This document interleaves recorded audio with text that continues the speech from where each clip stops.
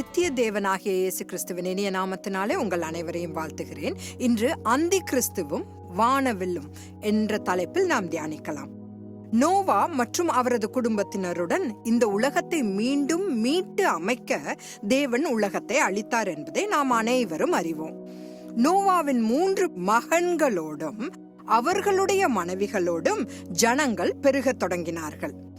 ஆதியாகமம் 9வது அதிகாரம் 25வது வசனத்தில் காமின் மகனாகிய கானான் தகப்பனாகிய நோவாவினால் சபிக்கப்பட்டான் என்று வாசிக்கிறோம். இதோ நோவா சொன்ன வார்த்தைகளை நான் கூறுகிறேன்.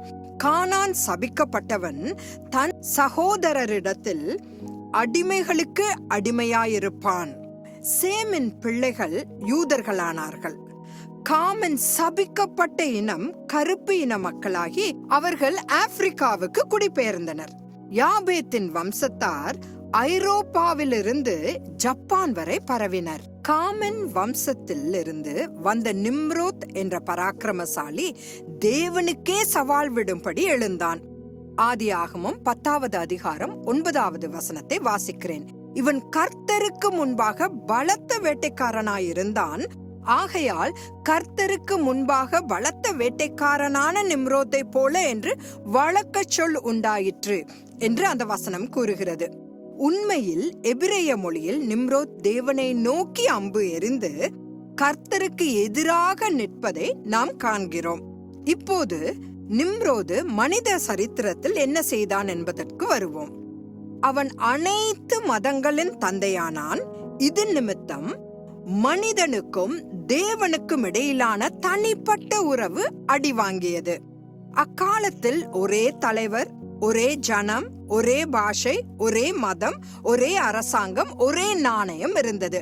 ஆதியாகமம் 11வது அதிகாரம் 1வது வசனம் கூறுகிறது. நிம்ரோத் ஒரே தலைவனாக முழு உலகத்தையும் ஆட்சி செய்தான். 4500 ஆண்டுகளுக்கு முன்பே சாத்தான் ஓர் உலக அரசாங்கத்தை உருவாக்க முயன்றான். அச்சமயத்தில் தேவன் அதை அனுமதிக்கவில்லை. ஆகவே அவரே இறங்கி வந்து அதை முறியடித்தார்.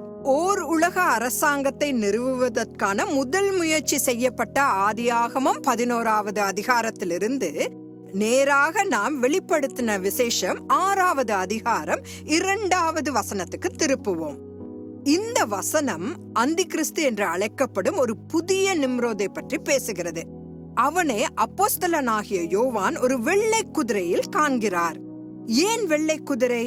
ஏனென்றால் வெளிப்படுத்தின விசேஷம் 19வது அதிகாரத்தில் இயேசு அர்மெகதோன் யுத்தத்தில் போரிட அனைத்து பரிசுத்தவான்களோடும் ஒரு வெள்ளை குதிரையில் பூமிக்கு திரும்புவார் என்று பதிவு செய்யப்பட்டுள்ளது.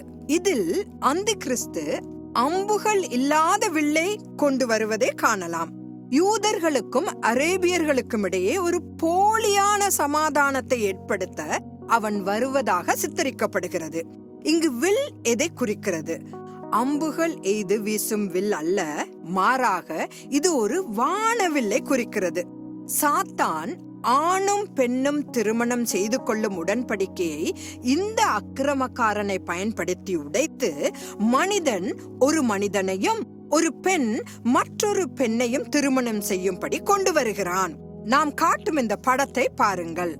வானவில்லின் 7 வண்ணங்கள் ஓரின சேர்க்கையின் 7 வகையான பாலியல் நோக்கு நிலையாகும். இயேசு எப்போது திரும்பி வருவார் என்று சீஷர்கள் கேட்டபோது அவர் ஒரு அருமையான பதிலை அளித்ததில் ஆச்சரியமில்லை.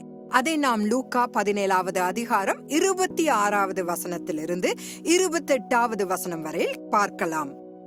நோவாவின் நாட்களில் நடந்தது போல மனுஷகுமாரனுடைய நாட்களிலும் நடக்கும். நோவா பேழைக்குள் பிரவேசித்த நாள் வரைக்கும் ஜனங்கள் புசித்து குடித்தார்கள், பெண் கொண்டு கொடுத்தார்கள். ஜலப்பிரளயம் வந்து எல்லாரையும் அழித்து போட்டது. லோத்தினுடைய நாட்கள் நடந்தது போலவும் நடக்கும். ஜனங்கள் புசித்தார்கள், குடித்தார்கள், கொண்டார்கள், விற்றார்கள், நட்டார்கள், கட்டினார்கள் என்று எழுதப்பட்டிருக்கிறது. நாம் இன்று நோவா மற்றும் லோத்தின் நாட்களில் தான் வாழ்ந்து கொண்டிருக்கிறோம். உலகம் முழுவதும் ஓரின சேர்க்கை சட்டப்பூர்வமாக்கப்பட்டு வருவது என்பது லோத்தின் நாட்களை நமக்கு நினைப்பூட்டுகிறது. இந்த விஷயங்களை பற்றி நாம் சிந்திக்க வேண்டும். உலகம் பாவத்தால் நிறைந்திருப்பதால் இயேசு கிறிஸ்து அதிசீக்கிரத்தில் வரப்போகிறார். சாத்தான் டாட்டாரிஸ் என்ற நரகத்தில் அடைக்கப்பட்டு தீமைக்கு முற்றுப்புள்ளி வைப்பதை உறுதி செய்வார்.